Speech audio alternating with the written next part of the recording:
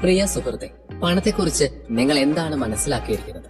രാവിലെ മുതൽ വൈകുന്നേരം വരെ ജോലി ചെയ്യുന്നത് കൊണ്ട് മാത്രം നിങ്ങൾക്ക് പണക്കാരനാവാൻ കഴിയും?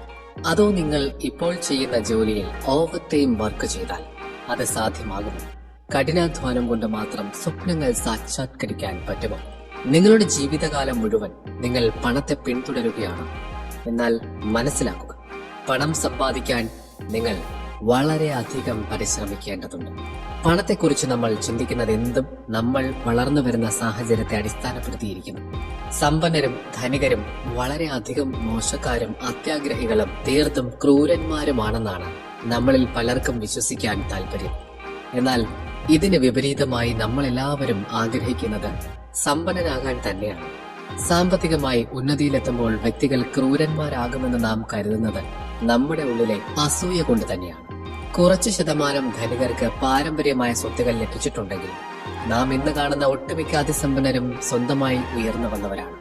Warren Buffett, Mark Zuckerberg, Bill Gates, Elon Musk, Jeff Bezos തുടങ്ങി നിരവധി പേർ സ്വന്തം പ്രയത്നത്താൽ വളർന്നു വരികയും ലോകത്തെ ഏറ്റവും വലിയ കോടീശ്വരന്മാരായി മാറുകയും ചെയ്തു. ഇനി അവരെയെല്ലാം മാറ്റി നിർത്തി നമ്മുടെ രാജ്യത്തെ ശതകോടീശ്വരന്മാരുടെ കാര്യം നോക്കാം. സച്ചിൻ ബൻസാൽ, വിജയ് ശേഖർ വർമ്മ, ആചാര്യ ബാലകൃഷ്ണ, യൂസഫ് അലി, ബൈജു രവീന്ദ്രൻ, നിഖിൽ കാമത്ത്, റിതേഷ് അഗർവാൾ, ഇങ്ങനെ നിരവധി ധനികർ സ്വന്തം അധ്വാനത്താൽ വളർന്നു വന്നതാണ്. ഫോബ്സ് മാസികയുടെ സമീപകാല റിപ്പോർട്ട് പ്രകാരം കോവിഡ് കാലത്ത് ഉയർന്നു വന്ന ശതകോടീശ്വരന്മാരിൽ ഏകദേശം 84% പേരും സ്വന്തം പ്രയത്നത്താൽ നേട്ടങ്ങൾ കൈവരിച്ചവരാണ്. എന്നാൽ എന്താണ് ഈ ആളുകൾക്ക് അറിയാവുന്നതും നിങ്ങൾക്കറിയാത്തതും? ഒരു ജോലിയിലൂടെ പണം സമ്പാദിച്ചാൽ അതിലൂടെ ധനവാനാകാം എന്നാണോ നിങ്ങൾ കരുതിയിരിക്കുന്നത്? എന്നാൽ അത് എത്രത്തോളം പ്രായോഗികമാണ്? നമുക്കെല്ലാവർക്കും സുപ്രധാനമായ ഒരു സമ്പത്തുണ്ട്. ഒരിക്കൽ ചിലവാക്കിയാൽ പിന്നീട് തിരിച്ചു കിട്ടാത്ത ഒന്ന്. അതാണ് സമയം. വിലമതിക്കാനാകാത്ത സമയങ്ങൾ നിങ്ങൾ നഷ്ടപ്പെടുത്തുകയാണ്, അല്ലെങ്കിൽ നിങ്ങൾക്ക് നഷ്ടമാവുകയാണ്. പണത്തെ പിന്തുടരുന്നത് അവസാനിപ്പിക്കുക. ഇന്നത്തെ സമൂഹത്തിൽ പണത്തെക്കാളും വ്യക്തികൾക്കാണ് പ്രാധാന്യം. ഞാനും നിങ്ങളും നമ്മുടെ സുഹൃത്തുക്കളും അങ്ങനെ എല്ലാവരും കമ്പോള സമൂഹത്തിന്റെ ഭാഗമാണ്. നിങ്ങൾ എത്രത്തോളം കഠിനമായി അധ്വാനിക്കുന്നുവെന്നത് പലപ്പോഴും അപ്രധാനമായി മാറുന്നു. ധനം എന്നത് വെറും പേപ്പർ കെട്ടുകളും സ്ക്രീനിൽ കാണുന്ന നമ്പറുകളും മാത്രമാണ്. എന്നാൽ അവയുടെ മൂല്യം നമ്മുടെ വിശ്വാസത്തിന്റെ അടിസ്ഥാനത്തിലാണ്. എനിക്ക് തടസ്സങ്ങളില്ലാതെ എന്തൊക്കെ ചെയ്യാൻ കഴിയും, എന്തൊക്കെ നേടിയെടുക്കാൻ കഴിയുമെന്ന തോന്നലാണ് എല്ലാത്തിന്റെയും അടിസ്ഥാനം. സമയമെന്ന വിലപിടിപ്പുള്ള വിഭവം പണവുമായി ബന്ധപ്പെട്ടിരിക്കുന്നു. സ്വന്തം കഴിവിലും ആത്മവിശ്വാസത്തിലും മാത്രം ശ്രദ്ധ കേന്ദ്രീകരിച്ച് സമ്പന്നനാകാൻ ശ്രമിക്കുകയാണെങ്കിൽ നിങ്ങൾക്ക് ഒരു പ്രത്യേക മൂല്യം ഉണ്ടായിരിക്കണം. ഓരോ വ്യക്തികൾക്കും മൂല്യം വ്യത്യസ്തമാണ്. നമ്മുടെ മൂല്യത്തിനനുസരിച്ച് നമ്മൾ സമ്പന്നനാകുന്നു. എന്നാൽ എങ്ങനെയാണ് നമ്മുടെ മൂല്യം വർദ്ധിപ്പിക്കാൻ കഴിയുക? ഇതിനായുള്ള സൂത്രവാക്യം ഇതാണ്: നിങ്ങൾക്ക് പണം വേണമെങ്കിൽ പ്രശ്നങ്ങൾ പരിഹരിക്കാൻ തുടങ്ങുക. ഏറ്റവും ചുരുക്കി പറഞ്ഞാൽ, നിങ്ങളുടെ ചുറ്റുപാടുകളിൽ ശ്രദ്ധ കേന്ദ്രീകരിക്കുക.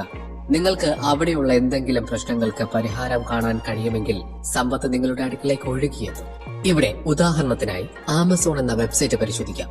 ഓരോ സാധനങ്ങൾ വാങ്ങാനായി പലതരം ഷോപ്പുകളിൽ തിരക്ക് കൂട്ടുന്നതും ഡെലിവറി പോലെയുള്ള കടമ്പകളും കുറയ്ക്കാൻ ആമസോണിന് കഴിഞ്ഞു. ഇതിലൂടെ കോടികൾ മൂല്യം കണക്കാക്കുന്ന ഒരു പ്രശ്നത്തിനുള്ള പരിഹാരമാണ് ജെഫ് ബെസോസ് കണ്ടെത്തിയത്. സമാന രീതിയിൽ തന്നെയാണ് അലിബാബയുടെ സ്ഥാപകനായ ജാക്ക് മായും പ്രവർത്തിച്ചത്. ജാക്ക് മായും സ്വന്തമായി വളർന്നു വന്ന ഒരു കോടീശ്വരനാണ്. ഒരു ഘട്ടത്തിൽ ഏഷ്യയിലെ തന്നെ ഏറ്റവും വലിയ സമ്പന്നനാകാൻ അദ്ദേഹത്തിന് കഴിഞ്ഞു. ഇനി ഇന്ത്യയിലെ കാര്യം നോക്കിയാൽ, സൊമാറ്റോ എന്ന കമ്പനി വളർന്നു വന്നത് ആളുകളുടെ ഭക്ഷണ വികാരത്തെ മുതലെടുത്താണ്.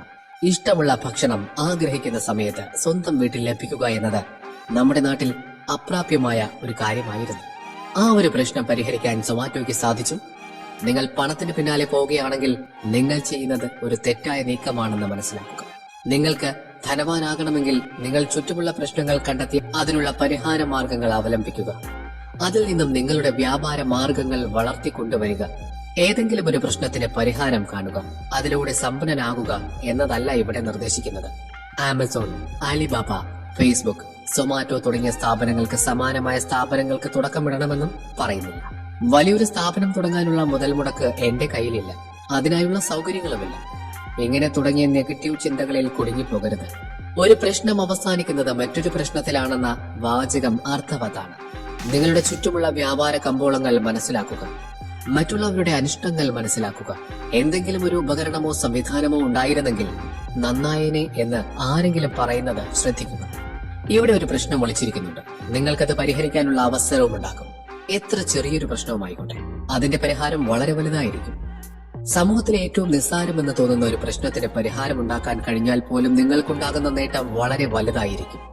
കാരണം ഏറ്റവും ചെറിയൊരു സൊല്യൂഷന് പോലും അതിന്റേതായ മൂല്യമുണ്ടായിരിക്കും. ഉദാഹരണമായി സേഫ്റ്റി പിൻ കണ്ടുപിടിച്ചത് വാൾട്ടർ ഹണ്ടാണ്.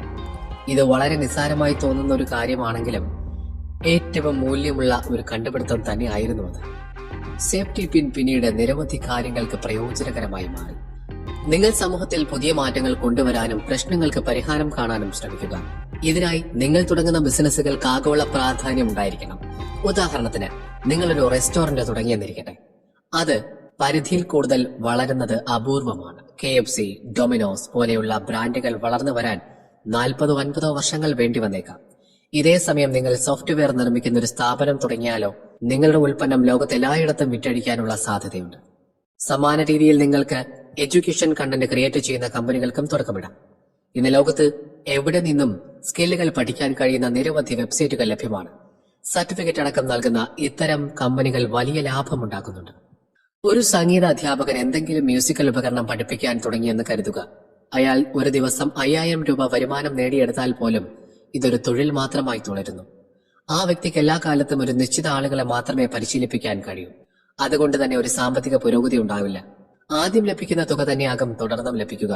എന്നാൽ ഇതേ ആൾ തന്നെ ഓൺലൈനിലൂടെ മ്യൂസിക് ക്ലാസ് തുടങ്ങിയാലോ ഒരേ സമയം തന്നെ ആയിരക്കണക്കിന് ആളുകൾക്ക് സംഗീതോപകരണം പരിശീലിക്കാനുള്ള ഒരു അവസരമാണ് ഇവിടെ സൃഷ്ടിക്കപ്പെടുന്നത്. നിങ്ങൾ ഇതേ രീതിയിൽ അനന്തമായ വ്യാപാര സാധ്യതകളുള്ള മേഖലകൾ കണ്ടെത്തുക. ബിസിനസ് പോലുള്ള മേഖലകളിൽ നിന്നുള്ളവർ അല്ലാത്ത വ്യക്തികൾ സ്വയമേ ചോദിക്കുക, ഞാൻ എന്ത് മാറ്റമാണ് കൊണ്ടുവരേണ്ടതെന്ന്. നിങ്ങൾ ചെയ്യുന്ന ജോലികൾ ഏത് തരവുമാവട്ടെ, നിങ്ങളുടെ പ്രവൃത്തികൾ കൊണ്ട് മറ്റുള്ളവരുടെ പ്രശ്നങ്ങൾ പരിഹരിക്കാൻ ഉതകുന്നതാവണം. ബിസിനസ് വളർന്നു വലുതായി കഴിഞ്ഞാൽ നിങ്ങളുടെ കഠിനാധ്വാനത്തിന്റെ ഫലം നിങ്ങൾക്ക് ലഭിക്കാൻ തുടങ്ങും. ഈ സാഹചര്യത്തിൽ നിങ്ങൾക്ക് നിങ്ങളുടെ ബിസിനസ് മറ്റുള്ള കമ്പനികൾക്ക് ഏറ്റെടുക്കാനായി അവസരം നൽകാം. എലോൺ മസ്ക് സഹസ്ഥാപകനായി രൂപം കൊടുത്ത സ്ഥാപകമാണ് പേപ്പാൽ. $1.5 ബില്യൺ പേപ്പാലിനെ ഇബേ ഏറ്റെടുത്തപ്പോൾ അതിൽ $165 മില്യൺ എലോൺ മസ്കിന് ഷെയറായി ലഭിച്ചു. ഇതേ രീതിയിൽ ഫേസ്ബുക്ക് ഇൻസ്റ്റഗ്രാമിനെ $1 ബില്യൺ വാട്സ്ആപ്പിനെ $19 ബില്യൺ സ്വന്തമാക്കിയ വാർത്ത സമൂഹ മാധ്യമങ്ങളിൽ നിറഞ്ഞതാണല്ലോ. ഇത്തരത്തിൽ നിങ്ങളുടെ കമ്പനിയിൽ നിന്നും ലഭിക്കുന്ന ഷെയർ ആയിരിക്കും ലാഭം എന്ന നിലയിൽ നിങ്ങളെ ധനവാനാക്കുന്നത്. സമ്പത്തിനെ കുറിച്ച് നിങ്ങൾ ഇനി വിഷമിക്കേണ്ട കാര്യമില്ല. എനിക്ക് നിങ്ങളോട് പറയാനുള്ളത്, പണത്തിന് പിറകെ പോവേണ്ട കാര്യമില്ല, പകരം പ്രശ്നങ്ങൾക്ക് പിന്നാലെ പോവുക. അത് പരിഹരിക്കാൻ ശ്രമിക്കുക. സമ്പത്ത് നേടാനുള്ള ഒരേ ഒരു സമവാക്യമാണിത്. നിങ്ങൾക്ക് എന്തും നേടാനുള്ള സ്വാതന്ത്ര്യമുണ്ട്. നിങ്ങൾ സന്തുഷ്ടരാണോ? നിങ്ങളുടെ ആഗ്രഹങ്ങൾ പൂർത്തിയാകുന്നുണ്ടോ എന്നതാണ് യഥാർത്ഥ ചോദ്യം. ഉത്തരം നൽകേണ്ടത് നാം ഓരോരുത്തരുമാണ്. നിങ്ങളുടെ അധ്വാനങ്ങൾക്ക് അർത്ഥമുണ്ടെങ്കിൽ അതുമായി മുന്നോട്ടു പോവാൻ തയ്യാറാവുക. പണമെന്നത് വെറും നിസ്സാരമായ നോട്ടുകെട്ടുകൾ മാത്രമാണെന്നും അതിന്റെ മൂല്യം നിശ്ചയിക്കുന്നത് എത്രത്തോളം പ്രയോജനകരമായ ഒരു കാര്യത്തെ പരിഹരിക്കുന്നുവെന്നതിനെ ആശ്രയിച്ചിരിക്കുന്നുവെന്നും തിരിച്ചറിയുക. ഈ വീഡിയോ നിങ്ങൾക്ക് വളരെയധികം പ്രയോജനപ്പെട്ടുവെന്ന് കരുതട്ടെ. നന്മകൾ നേരുന്നു.